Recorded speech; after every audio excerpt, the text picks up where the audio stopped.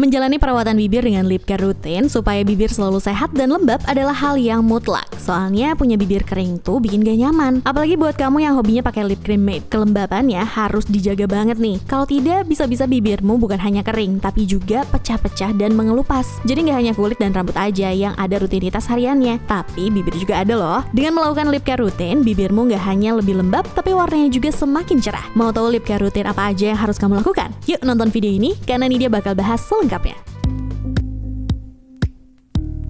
Melakukan scrub pada bibir ternyata bisa membuat bibir lebih lembab dan lembut loh biris. Cara kerjanya dengan mengangkat sel kulit mati. Dengan begitu, penyerapan produk yang diaplikasikan setelahnya juga lebih baik. Oleh karena itu, menurut dermatologis Kavita Mariwala dalam popsugar.com, sebaiknya lakukan scrub bibir setidaknya 1 kali seminggu. Selain itu, lip scrub juga bisa digunakan sebagai primer bibir. Dikarenakan bagian kulit bibir yang mengelupas sudah terangkat, saat kamu menggunakan lipstick, bibirmu akan tampak lebih cantik. Sekarang ini udah banyak sekali scrub bibir yang dijual di pasaran. Kamu bisa cek rekomendasinya di video yang pernah dia buat sebelumnya ya. Biasanya lip scrub terbuat dari 2 jenis komponen utama, yaitu emollient dan exfoliant. Emollient itu biasanya berguna untuk melembabkan. Kebanyakan terbuat dari plant seed seperti jojoba oil, kupu-kupu butter, grapeseed oil, coconut butter, cocoa butter, dan vitamin E alami. Sedangkan exfoliant pada scrub bibir biasanya berbentuk gula. Menjadi pilihan utama karena gula punya efektivitas yang baik dalam mengeksfoliasi sekaligus tetap terasa lembut di bibir. Saat menggunakannya, pastikan kamu sudah membaca petunjuknya dengan baik. Beberapa scrub bibir ada yang bisa dimakan dan ada juga yang harus dibersihkan. Memang sih, biasanya scrub bibir itu aromanya enak banget, tapi berhati-hatilah dengan setiap kandungan di dalamnya, karena belum tentu semuanya bisa dimakan. Kemudian setelah melakukan scrub bibir, jangan lupa untuk menggunakan lip balm ya biris. Tujuannya agar kelembapannya bisa terkunci di bibirmu.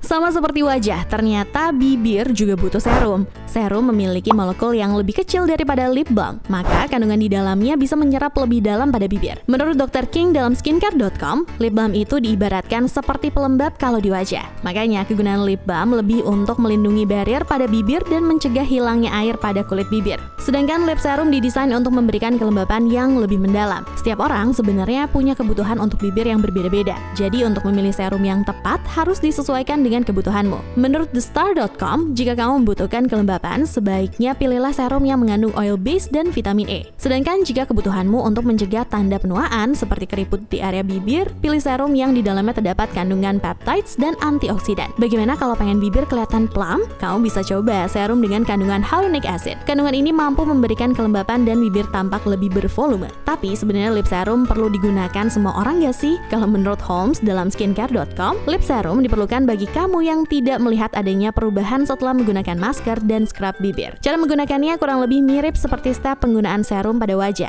Gunakan setelah kamu mengeksfoliasi bibir dan sebelum lip balm. Terakhir, barulah gunakan overnight mask sebelum tidur. Tapi kalau kamu pakai di pagi hari dan hendak menggunakan lipstick, step masker bisa diganti lipstick ya biris.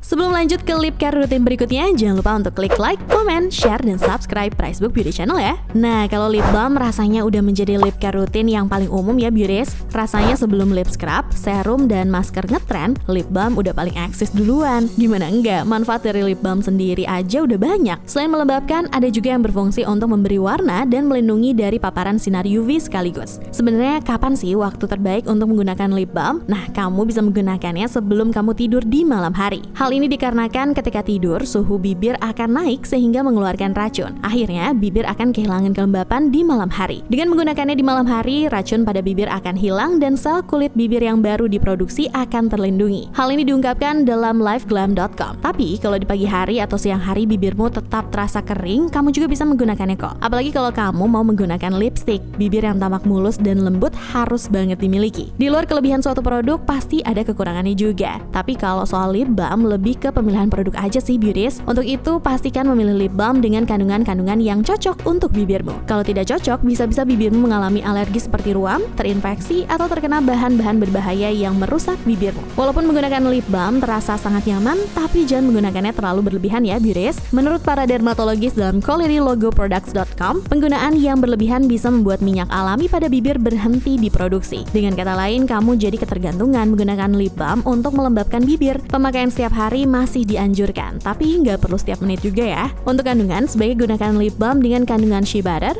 beeswax, dan petroleum jelly. Sebaiknya hindari kandungan fenol, mentol, atau salicylic acid, karena bisa membuat bibirmu lebih dehidrasi.